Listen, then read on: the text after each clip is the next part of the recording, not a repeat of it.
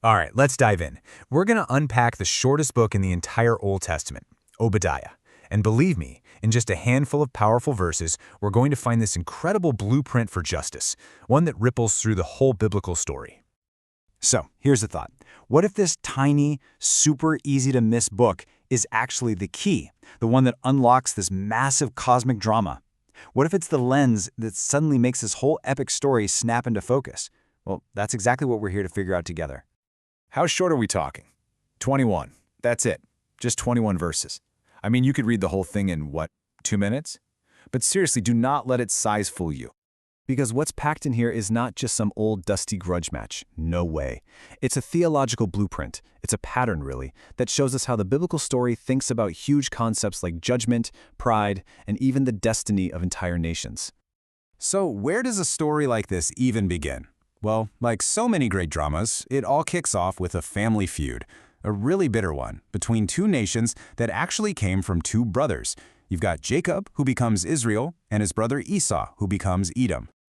Okay, so at its core, the book of Obadiah is basically a prophecy, like a divine announcement, and it's coming down hard on the nation of Edom. And the reason why is super specific. It all comes down to what Edom did, or maybe more importantly, what they didn't do when their brother nation, Judah, was facing total disaster. So what exactly was this disaster? This is where we get to the heart of the problem, the core grievance. We're talking about a very real, historical betrayal that went way, way beyond your typical sibling rivalry. In the list of charges, it's shockingly specific. Look, when Jerusalem was being torn apart, Edom didn't just sit on the sidelines. Oh no, they jumped right in. They looted the city's wealth. They were literally gloating over Judah's destruction. And maybe worst of all, they cut off the escape routes for refugees, just to hand them over to their enemies. I mean, that is a complete and total betrayal. And there's a word for this that just hits so hard, fratricidal. This wasn't just politics between nations. This was brother turning on brother in his absolute darkest moment. That shared family blood just makes the crime that much worse, you know? So how does the prophecy say justice will play out? Well, it follows this really interesting principle called mirror repayment. Think of it like a perfect reflection. The logic is that the punishment fits the crime exactly.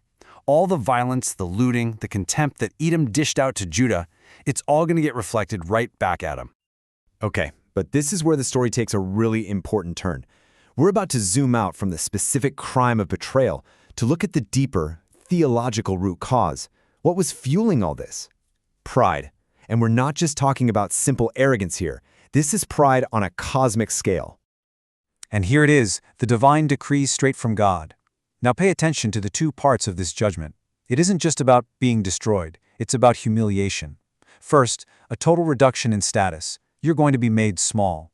And second, a complete collapse of your honor. You'll be utterly despised. The contrast here is just wow. It's so stark. On one hand, you have Edom thinking they're totally safe and secure, untouchable up in their mountain fortresses. And on the other hand, you have God's reality check, which is basically, oh, you think you're high and mighty? I'm going to make you small. So this type of pride gets a pretty heavy label. Cosmic rebellion. It's way more than just a bad attitude. It's a whole spiritual posture. By thinking they were the center of the universe, Edom was basically copying a much deeper, supernatural revolt against God's order.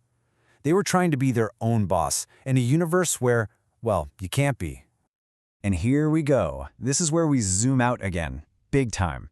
The very specific story of Edom, their pride and their downfall, it stops being just about them. It becomes a universal pattern, a kind of blueprint for how divine justice works on the entire world stage.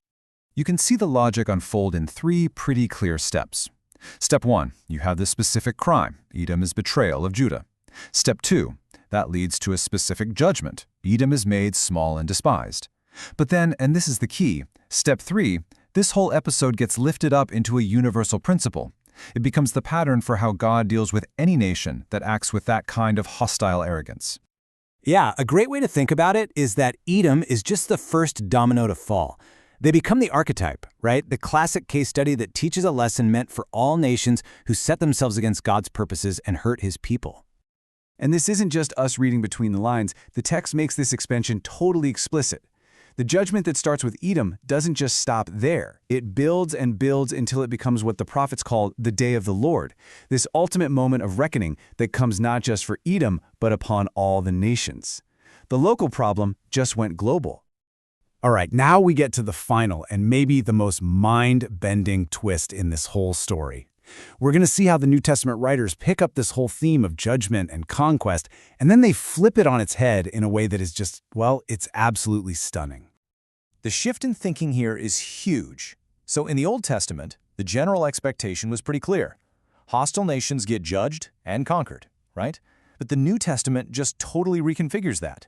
The goal is no longer about forcing people into submission, it's about invitation. It's this radical new idea of victory, where winning doesn't mean you crush your enemy, it means you invite them to become part of your family. Conquest literally becomes conversion. Hey, remember that messenger right at the start of Obadiah, the one who was sent out to gather the nations for war? Well, that guy becomes the new pattern for the apostles. They too are sent out among the nations, but their message isn't a call to arms, it's a call to a new allegiance, a new family. And that right there, that is the ultimate reversal. The very nations that fit the pattern of Edom, the treacherous brother, the hostile outsider, they aren't just met with payback anymore, they're met with an invitation. The enemies, the ones who stood against you, are now offered a seat at the table, a place in the family. Judgment gives way to this incredible offer of restoration. Which leaves us with this massive, powerful question to chew on. What does ultimate justice really look like? Is it just simple payback, an eye for an eye? Or could it be something more, something that looks a lot like restoration?